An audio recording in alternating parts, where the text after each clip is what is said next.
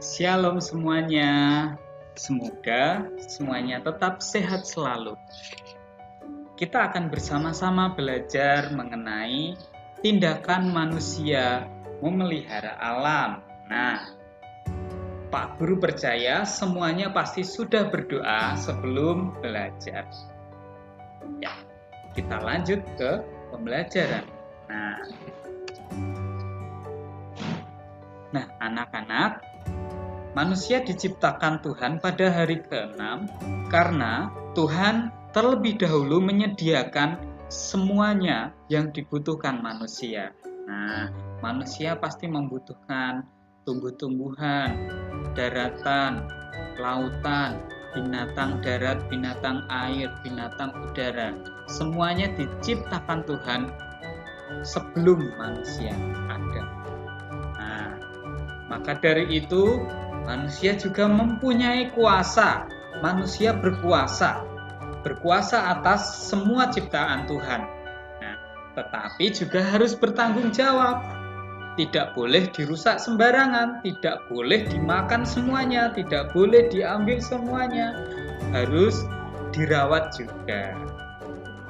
Dalam Kejadian 2 ayat 15, Tuhan Allah mengambil manusia itu dan menempatkannya dalam Taman Eden untuk mengusahakan dan memelihara taman itu. Ya, Kejadian 2 ayat 15 dijelaskan bahwa manusia harus mengusahakan dan memelihara, tidak boleh dimakan semuanya, tidak boleh diambil semuanya, tetapi juga harus disisakan untuk generasi mendatang, disisakan untuk anak cucu manusia. Nah, seperti itu.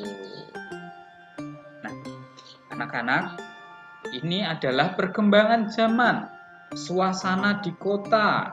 Nah, suasana di kota, jalanan aspal, ada banyak beton, ada banyak kendaraan. Sekarang zaman sudah berkembang. Banyak sekali gedung-gedung tinggi. Suasana di kota menjadi sangat panas. Pohonnya sedikit, lihat ini. Bahkan mungkin tidak ada pohon.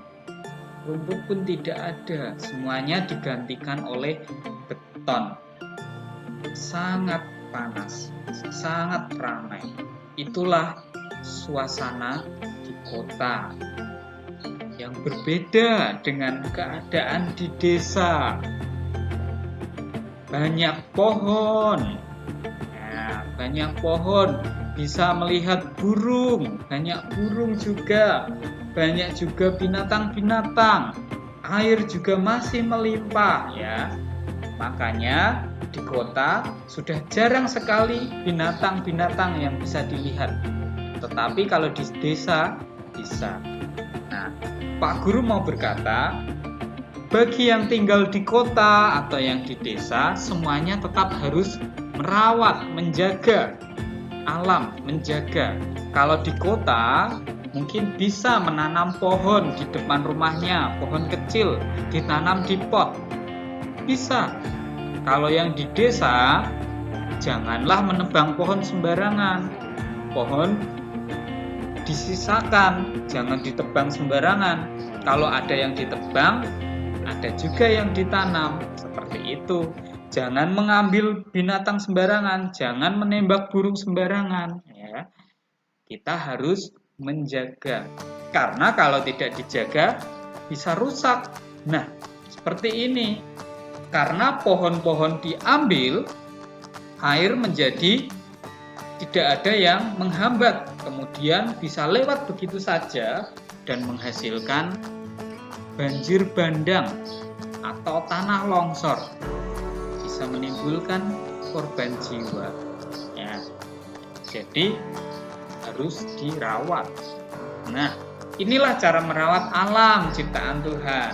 Pak Guru memberi contoh, yang di kota bisa menanam tanaman di dalam pot. Kalau tidak punya pot, di kaleng bekas dimanfaatkan untuk ditanam. Nah, disiram tanaman itu supaya tetap tumbuh segar dan hijau. Nah, yang di pantai, di pesisir, ini adalah contoh menanam pohon bakau. Pohon bakau ini menghambat laju ombak dari laut supaya tidak terjadi abrasi atau erosi, ya itu. Nah, supaya tanah kita ini terjaga, ditanami tanaman bakau. Harus ditanami ya. Kemudian binatang-binatang peliharaan ya. Boleh nggak Pak membunuh kelinci, ayam untuk dimakan? Boleh, tetapi juga harus ada yang dirawat, dijaga. Tidak boleh dibunuh semuanya. Ya, biarkan mereka punya anak dulu juga. Nah, karena kita manusia diberi izin Tuhan untuk mengambil segala sesuatu yang dari alam. Ya, kalau ini contohnya memelihara kelinci, bisa dipelihara. Lupa ada yang makan sate kelinci juga, boleh juga, tetapi juga ada yang disisakan. Kemudian ini membersihkan lingkungan, nah supaya lingkungan terawat, terjaga dan bersih. Nah, itu adalah cara merawat alam ciptaan Tuhan. Nah, kemudian kita juga harus, anak-anak juga harus bisa memanfaatkan alam dengan penuh rasa syukur. Kita lihat Pak Tani bekerja keras menanam padi supaya ada beras yang bisa menjadi makanan manusia, menjadi makanan kita sehari-hari. Ya, cara mengucap syukurnya kita gimana Pak? Nah, bisa kita mensyukuri makanan yang ada. Kita memiliki sayuran, kita makan dengan penuh rasa syukur. Kita memiliki makanan, kita mengucap syukur, lalu kita makan, kita habiskan. Ya, kalau makanan tidak habis, masih sisa, kemudian terbuang, itu namanya tidak bersyukur. Kita menyia-nyiakan berkat Tuhan. Ada banyak teman saudara kita yang mungkin kekurangan, jadi kita harus bersyukur. Kita harus memakan habis makanan kita. Itu adalah cara bersyukur. Nah, masih ada banyak lagi. Tetapi ini adalah salah satu contoh. Nah, anak-anak, kemudian pada akhirnya kita semua manusia memanfaatkan alam untuk kemuliaan Tuhan. Kita menanam pohon, kita menanam bunga di pot, semuanya untuk kemuliaan Tuhan. Kalau ada Pak Tani menanam padi, itu untuk memuliakan Tuhan juga.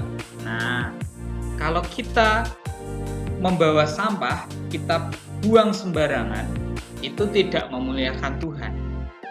Tapi jika kita membawa sampah, kita buang ke tempat sampah, itu adalah cara untuk memuliakan Tuhan dengan cara merawat alam. Ya, sampai di sini pembelajaran kita. Selamat menjaga dan merawat alam. Dadah.